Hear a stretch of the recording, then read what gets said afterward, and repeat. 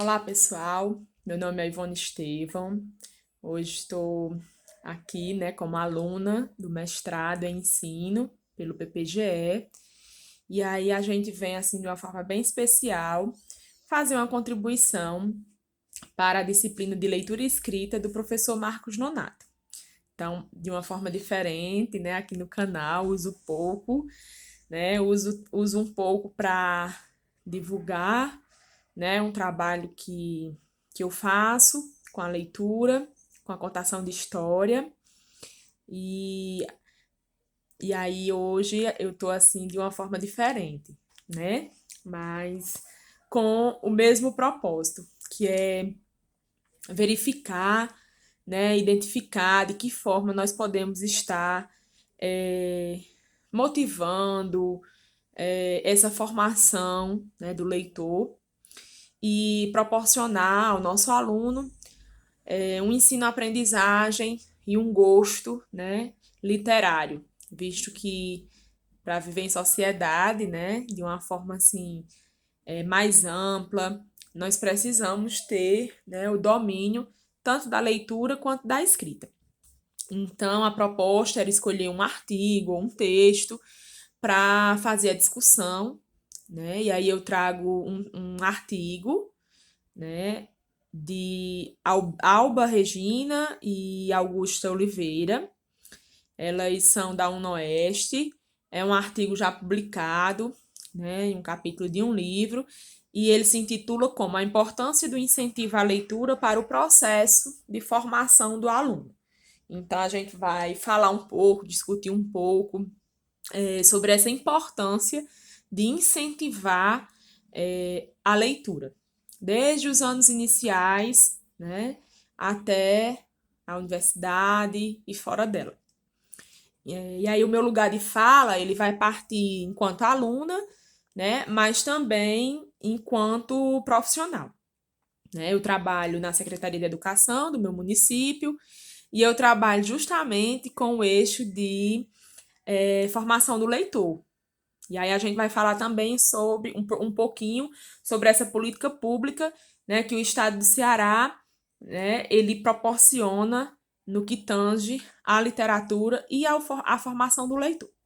Mas, para iniciar o nosso diálogo, a nossa conversa, estou me pautando como base, tendo como base, esse artigo, a importância do incentivo à leitura para o processo de formação do aluno, certo?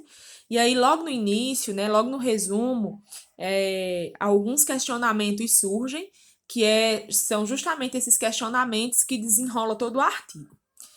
Que é justamente a leitura, as estratégias que nós, enquanto professores, temos que utilizar para que essa leitura ela seja proveitosa e instrutiva. E aí nós vamos dialogar não só sobre a leitura, mas também sobre a ligação entre a leitura e a escrita, que são dois campos, mas que estão intimamente ligados, para o seu desenvolvimento. E aí, logo na introdução, elas trazem à tona a questão que a ação de ler, ela não é só para entretenimento, nem só para o âmbito acadêmico. Ela vai para além, E o ato de ler, ele faz com que nós, leitores, nós tenhamos uma resposta para o mundo, diferente das pessoas que não sabem ler. E aí elas trazem a seguinte questão: pessoas leitoras, elas se colocam diante de um livro, diante de um artigo, diante de diversos textos, e nós, enquanto leitores, nós podemos opinar sobre isso.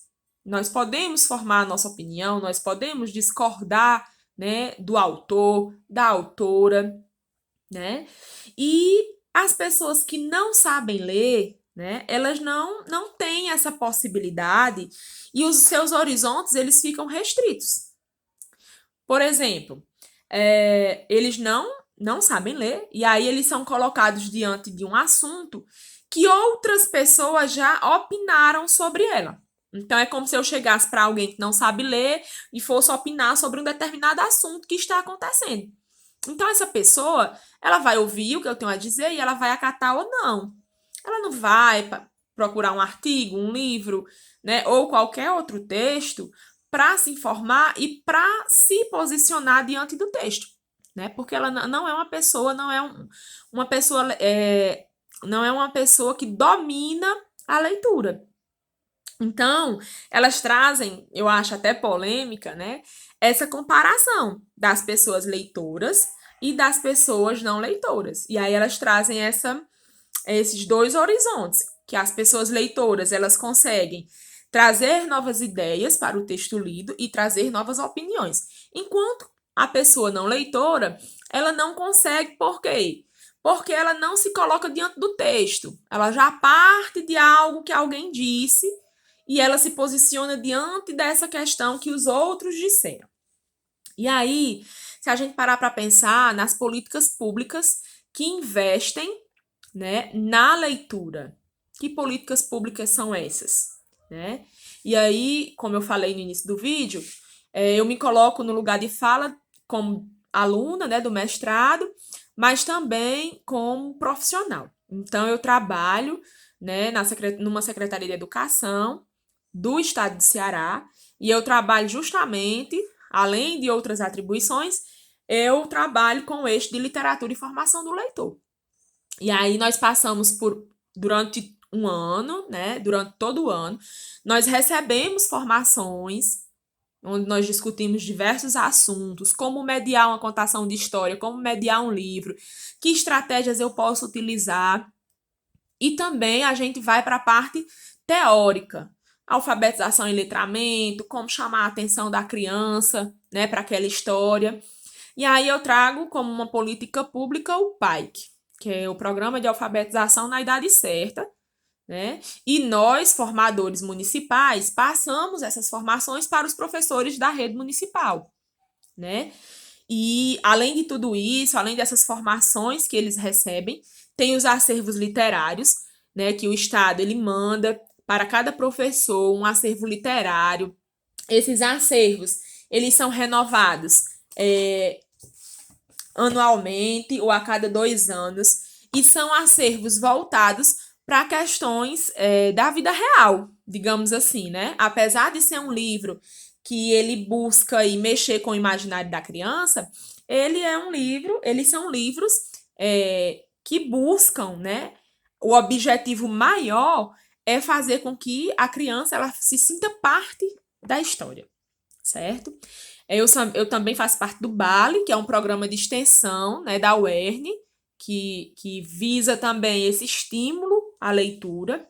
Então, se a gente parar para pensar, existem poucas políticas públicas. Por exemplo, eu conheço essa do PAIC, que é do estado do Ceará, né? Eu tenho até um artigo feito em relação a isso, que fala sobre esse investimento no tocante à literatura, à formação continuada do professor, acervo literário, e tenho a experiência com o BALE, que é um projeto voluntário, né? Então, eu tenho essas duas experiências.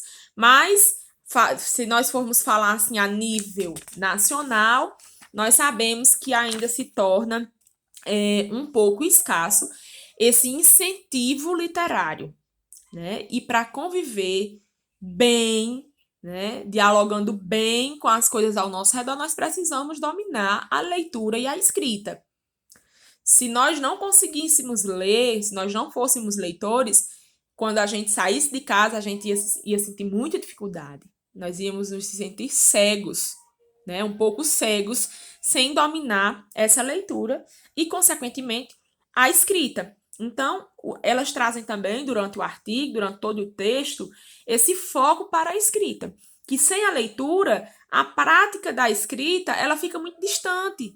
Então, se eu sou uma leitora assídua, eu tiro dúvidas em relação à escrita de uma palavra, eu consigo falar melhor, eu consigo escrever melhor, eu aumento o meu vocabulário, porque na leitura eu consigo aprender algumas palavras que antes eu não conseguia. Então, a leitura e a escrita aí, elas estão intimamente ligadas. E aí, Martins, 1984, lá na página 12, traz a seguinte questão, que só se aprende a ler lendo. E ler requer tempo e prática, assim como a escrita, né? Nós não dominamos assim de uma hora para a outra. Se nós formos colocados diante de um texto, exemplo de medicina, nós não vamos conseguir de forma imediata sermos leitores altamente fluentes, porque tem palavras que não fazem parte do nosso vocabulário. Então, nós vamos ter mais dificuldade para nos expressarmos, né? E aí a escrita da mesma forma, quando nós conseguimos ler, quando nós temos um repertório grande de leitura, nós conseguimos nos comunicar melhor, né? E também escrever melhor. E aí, outro ponto muito importante que eu vi dentro do artigo é que traz a escola ainda como um lugar de oportunidade para desenvolver essas habilidades, que é a leitura e a escrita, né? E aí, por exemplo, se pararmos para pensar, muitas crianças, ao chegarem em casa, elas não têm muitos livros, não têm um acervo, elas não têm o exemplo de ver pessoas lendo dentro da sua própria casa. Então, esse incentivo, ele tem que partir da escola, né? E aí, quando a gente fala em incentivo, em ensinar, existe uma diferença entre ensinar e criar condições, né? Porque senão, se a gente só ensinar por ensinar, o aluno sai da escola e nunca mais quer saber de leitura. Ele aprendeu a ler só para cumprir com seus fins didáticos dentro da escola. E não é isso que a gente quer. A gente quer formar leitores, estimular, e não é fácil. Formar leitores não é fácil, criar esse gosto não é fácil. É por isso que Martins coloca, só se aprende a ler lendo, e ler requer tempo e prática, assim como escrever. E aí, o educador, nós educadores, temos que criar condições para que eles realizem sua própria aprendizagem, ou seja, sua própria leitura, né? E todos nós estamos envolvidos no processo. A responsabilidade não é do professor de língua portuguesa, só do professor de língua portuguesa, né? É uma atividade conjunta com outras disciplinas, até porque esse aluno, ele vai precisar, essa criança, ele vai precisar dominar a leitura para compreender a outra disciplina, né? Para escrever, responder uma provinha, responder uma prova oral. Então, ele precisa dominar a leitura e a escrita para as outras disciplinas. Então, não é responsabilidade só do professor de língua portuguesa, certo? E aí, elas trazem também essa questão fora do universo escolar, né? Quando se cria o gosto pela leitura, porque existe a diferença entre gosto e hábito. Hábito é o que nós fazemos todos os dias porque é uma necessidade nossa. Por exemplo, escovar o dente, tomar banho, são hábitos que nós necessitamos. Muito embora, às vezes, a gente não goste de alguns hábitos, mas nós temos que realizar. E gosto não. Gosto é algo que a gente faz porque a própria palavra já está dizendo. A gente faz porque a gente gosta. Então, quando eu falo despertar o gosto pela leitura, é porque o meu aluno, mesmo quando eu não esteja mais ali com ele, ele vai conseguir sair lá fora e querer ler um livro, querer ler uma crônica, uma reportagem, enfim, qualquer outro gênero. Então, existe essa diferença. E hábito não. Hábito é o que a gente faz, como eu disse, porque a sociedade nos coloca.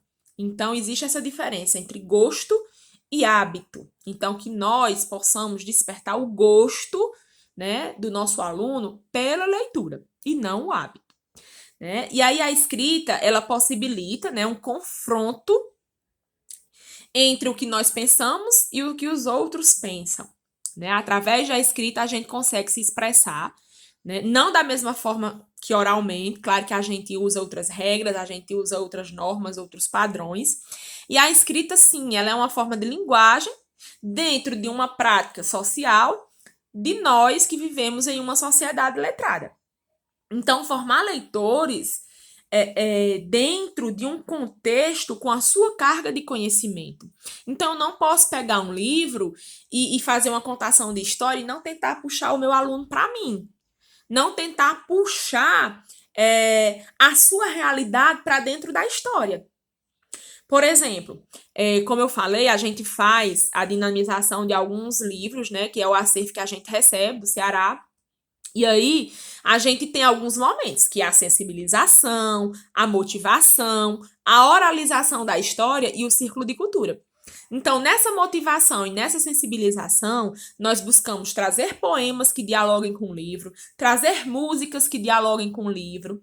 Aí nós fazemos a oralização, onde o nosso maior instrumento é a voz, né? Não precisa de um cenário, né? Às vezes o professor, mas eu não faço aquela contação porque eu não tenho aptidão para fazer um cenário bonito. Nós não precisamos, nós precisamos da nossa voz para dar vida ao que está no livro.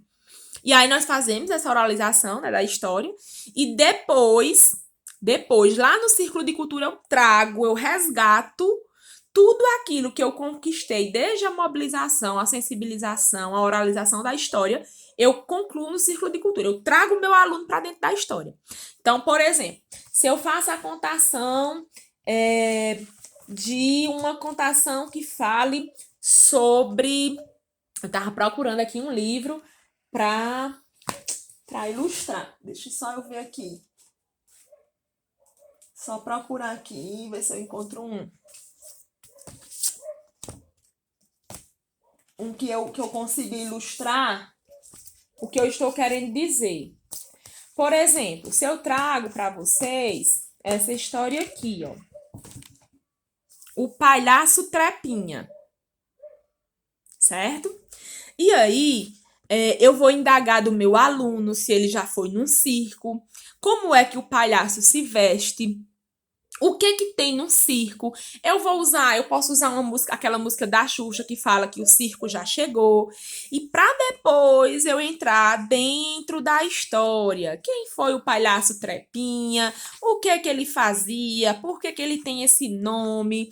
E aí eu vou conseguindo contextualizar a realidade do meu aluno com a realidade do livro. E aí eu vou fazendo. Por exemplo, se eu pego o Castelo das Cores Perdidas. Vocês já viram um castelo, né? O castelo faz parte de que histórias infantis? E aí eu vou perceber se eles conhecem os clássicos, porque os clássicos infantis, eles resgatam muito essa questão do castelo. Como é que eles imaginam um castelo, né? E aí eu vou trazendo o meu aluno para dentro da história. Esse é o nosso maior objetivo lá na política pública, que é o PAIC, certo? E aí eu trago também aquela questão do leitor competente. O que é ser um leitor? É só decodificar o que está ali, letra, sílaba, né? Juntar uma palavra com outra e formar uma frase? Não. O leitor competente, ele é alguém que compreende, né, o que ele está lendo. É alguém que consegue se posicionar diante do texto, de uma frase, de um texto curto, depois que ele lê, né? Ele consegue compreender. E aí, ele traz, né, elas trazem algumas questões, né, para a gente se sentir parte da história, e aí nós conseguimos atingir o nosso maior objetivo, né, que é conseguir, além de imaginar a nossa realidade, ela consegue também estar ali, a gente consegue se ver, é o que a gente chama, né, agora na atualidade, de representatividade. Né? Por exemplo, Uma Princesa Diferente é um título de um livro justamente que faz parte da coleção Pike, Prosa e Poesia. Eu não sei se eu tenho ele aqui, mas fala sobre a questão da negritude, né? Das crianças. As crianças, elas não se viam representadas nas histórias, porque as princesas eram loiras de pele branca. E o que era essa princesa diferente? Era uma menina morena, de cabelinho enrolado, mas ela um belo dia chegou na escola e ela não se via representada nas histórias que a professora contava.